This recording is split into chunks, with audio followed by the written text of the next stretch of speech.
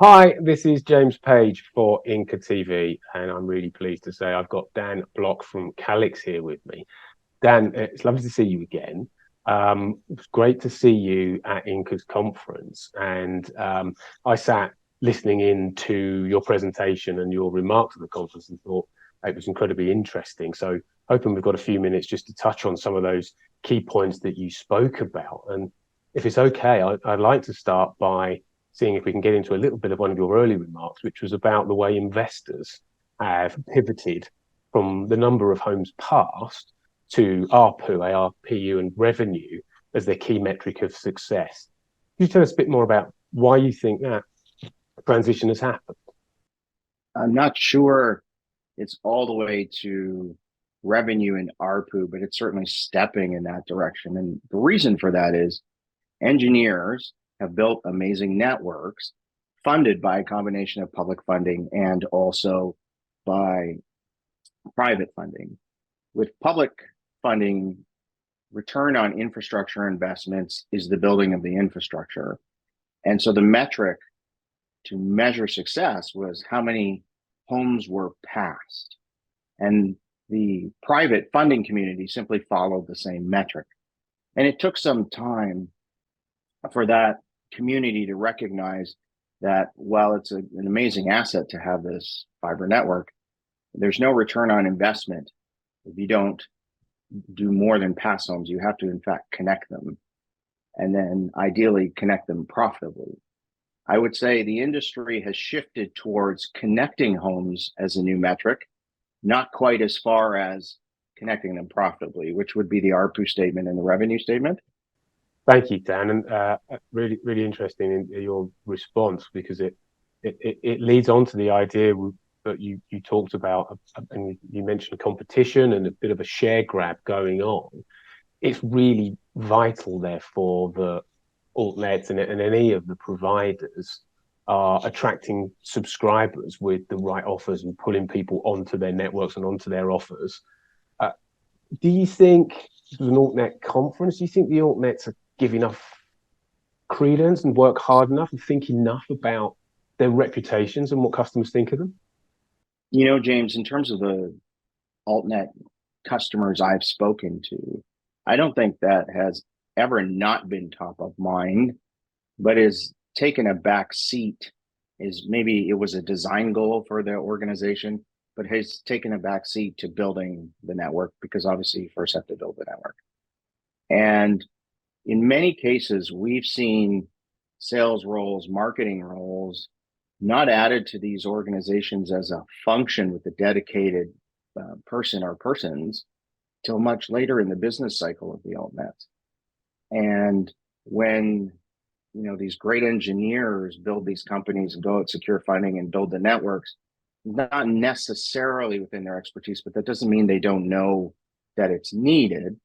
And most of the altnets I've talked to have some intention stated about, being better from a service point of view or having some way that they see themselves as unique. That hasn't always translated into the activities one needs to do to build a publicly aware, trusted, reliable brand. And so I think that's the activity that has to happen now. Right, and one of the things you talked about, I think, is along those lines and thinking about differentiation. And I think you made a really interesting point about what customers actually know and what they actually need, and the confusion over some of the terminology, which may mean that the way that people are trying to differentiate now doesn't actually give the consumers that much to hold on to in terms of what their actual experience of the service will be when they've signed up. Yeah, it's an interesting phenomenon, to be honest. Uh, and I was sort of in awe when I first started supporting the market here, how often the term giga appears in the name of many of altnets, because when you build networks, giga really means something. And we've seen some really interesting surveys. So one survey was done, sort of in a different part of the socioeconomic order, and customers were offered 100 megabits or 1 gigabit, which one do you think the majority chose? They chose the 100. Why? Because it's a bigger number. So it just goes to show that giga doesn't necessarily translate to value for many consumers. Speed just seems like a minimum entry point, and after a certain point, it doesn't add value. It's not accretive.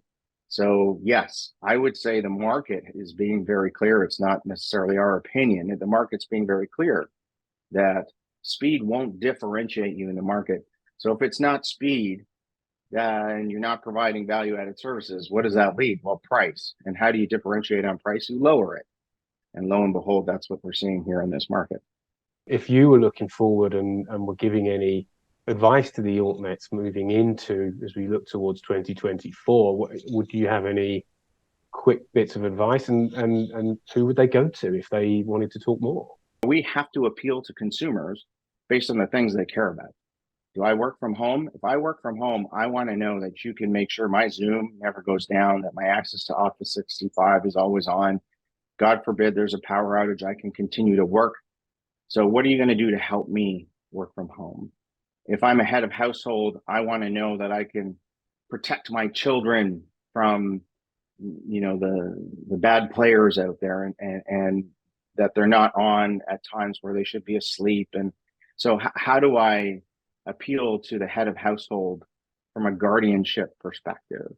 Or if I'm a gamer, there's one thing I care about. It is not speed. It is in fact lag. Because if there is too long a lag, my character can die in the game. And when I get reconnected a second later, now I'm the fool. So a lag-free experience is very, very important. So no, single millisecond delays. That is how you appeal to someone based on how they use it. Absolutely. Dan completely can see the points you're making and the need to move to that experience. It's as the market matures and the way we think about that product, and thinking about the way you appeal to the way that this is going to be used in that entire experience. So I think there's a lot for people to grab from that. Wish that we had a lot more time to be able to talk about it, and hopefully people who were there at the Inca conference saw what you said and are going to be thinking very hard about it as they think about their strategies for 2024. And I know, I'm sure you'd be happy to talk to people if they needed to contact. But thank you. So good to see you. And hopefully we'll speak to you again at some time soon. But for now, thanks for talking to Inca TV. Thanks so much, James. Great to see you again.